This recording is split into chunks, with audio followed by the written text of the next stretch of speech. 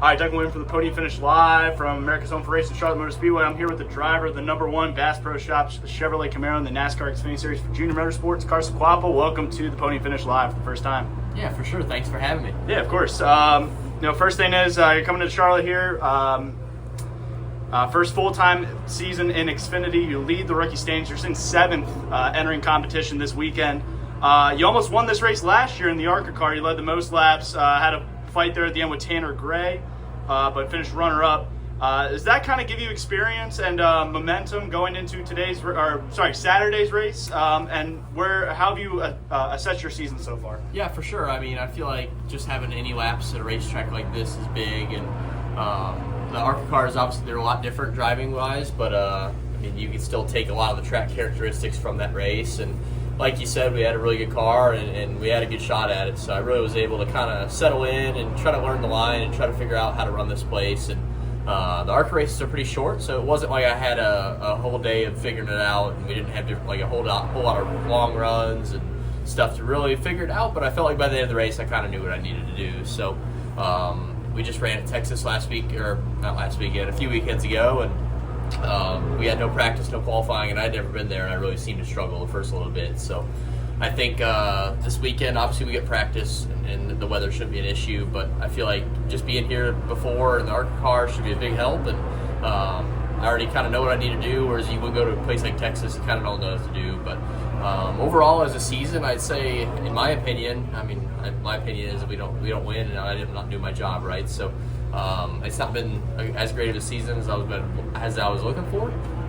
Like you said, we're 6th or 7th in points. It's when you look at it, it's really not that bad, right? But I think once we get to the later part of the season here, we start going back to some of these racetracks the second time, I really think we're going to be able to ramp up our results. And we've already had some good finishes, running second to Kyle Larson at Bristol, and finishing 4th at Daytona, and having some other top 5 runs going on before we had issues. So I'm excited to kick it off here at Charlotte. I think we have a really good shot. I know JR brings really fast race cars, and hopefully our JR Motorsports Bass Pro Shop Chevrolet gets up front really quick.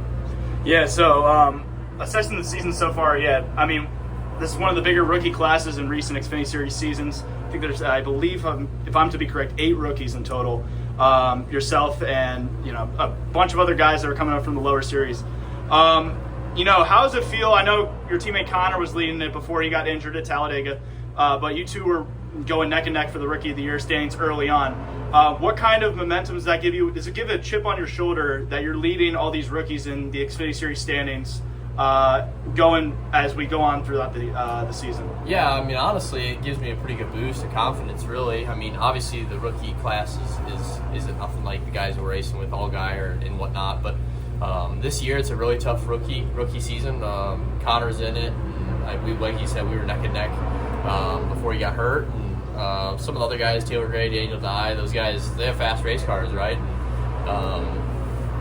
It's kind of cool to be leading that, and for the season we've had, I really feel like that we shouldn't be leading it. So to have as rough of a start as we've had, and the stuff that's happened to us, to still be leading the rookie points is pretty cool. So I just think hopefully we can keep increasing the gap to second as we race and as we get some better finishes locked in. But no, it's super cool to represent JR Motorsports, and it's cool to have me and Connor, obviously before he got hurt, me and Connor going at it, and just shows how good of a team and how good a race cars JRM brings to the racetrack week in and week out.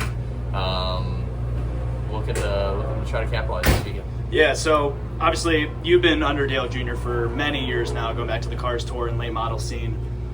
He's taken you under the wing per se. What kind of stuff has he, stuff has he been telling you this season in some of those finishes where you've come up short, say for Coda, where you were dominating, and then had the mechanical failure, and some of the other races on the schedule? What advice has he given you, or Justin Allgaier for veteran presence as well, so far this season? Yeah, for sure. I totally forgot about that Coda run we had. We had a really good run at Coda. Let out of the race, and almost we were just going to come up short there and had that problem. But no, it's super cool to have a guy like Dale Jr. in my back pocket, and Justin Allgaier at the racetrack. Just really helps me be able to lean on those guys, and they're so experienced, and they've done it for so long. They've experienced everything that I'm starting to experience. So, I mean, having Justin at the racetrack, he all he wants to do is help, it seems like, and obviously he's got a race to win, and he can't over help us, I guess you'd say. But at the same time, you got a guy like Dale Jr. that's done it all and won all these races, won the championships and whatnot. And, he really cares, obviously, for his team, and it seems like for me too, to try to help me out, try to make it better. And a lot of these racetracks we go to, especially the Talladega Daytona style racetracks, he really has a lot of advice for me. And then obviously it's the whole team too, all the other 3 drivers. He's really helping them out. Super cool to have a guy like that in my back pocket to really lean on whenever I want. That's awesome, yeah. As we go on throughout the season, obviously you got some pretty big tracks coming up for you. On the short track side, but also you've shown speed on most of the tracks we've been to. Talk to me about Dover being later in the schedule, with Iowa as well. Some of these shorter tracks that you could excel on, especially what happened last year at Dover. Yeah, for sure. I mean, I feel like obviously those are the tracks that are kind of in my wheelhouse, I guess you could say. We come to places like Texas, Charlotte. They're places that I'm not really too familiar with, and this driving style I'm not really too familiar with. So we seem to get through some of these racetracks, some of the ones that we think we might struggle on, or I might struggle on. Vegas, we had a top 5 car. We had that issue on that last pit stop. We had to pit again. To have a top 5 run going to Vegas, and to have top 10, pretty much top 10 at the worst, top 15 finishes at some of these tracks where I feel like we don't really have as good of a chance, is pretty cool. But like you said, the Bristol race where we finished second to Larson, that's kind of a Dover to me. Obviously last year at Dover we had a shot to win the race at the end, just kind of made some mistakes and didn't capitalize at the end. So going back to Dover, I really feel like I know what I need to do. I mean, I felt like obviously at the end of the race we had a really good shot to win it. So to be able to build off that race from last year and take it into this season's race, and in places like Iowa, I've never been to Iowa, right? But it's one of those places where it's going to be a little bit easier getting speed for me. And honestly, the road course stuff was a little bit of road course experiences I have. I'm actually really excited to go to some of the road courses coming up. I haven't really been to most of them, but at the same time, I just feel like the road course stuff kind of falls into my hand pretty well. And I'm not really sure why. It just seems like I really enjoy the road course stuff. And obviously, JR brings a really fast car to those races. So really excited for some of the road course stuff coming up, and obviously races like Dover and Iowa, like you said.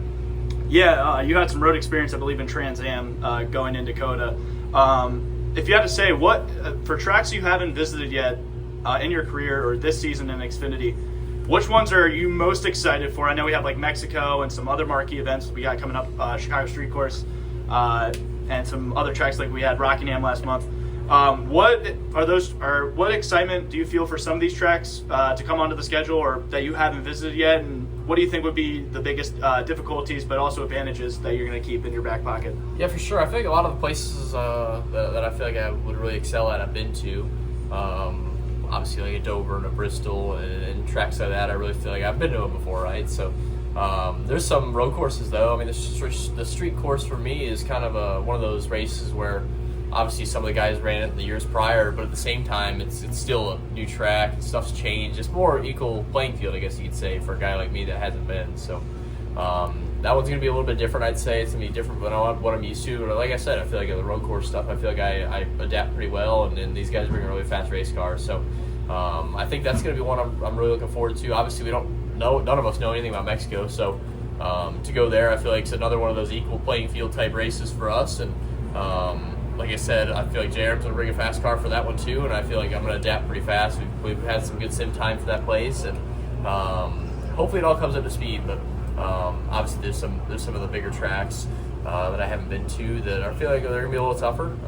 But at the same time, as I run more of these 1.5 mile races like Charlotte this weekend and Texas and Vegas, they don't carry over from track to track, but you kind of can learn some tendencies from the races and bring them over to a track that you haven't been to before.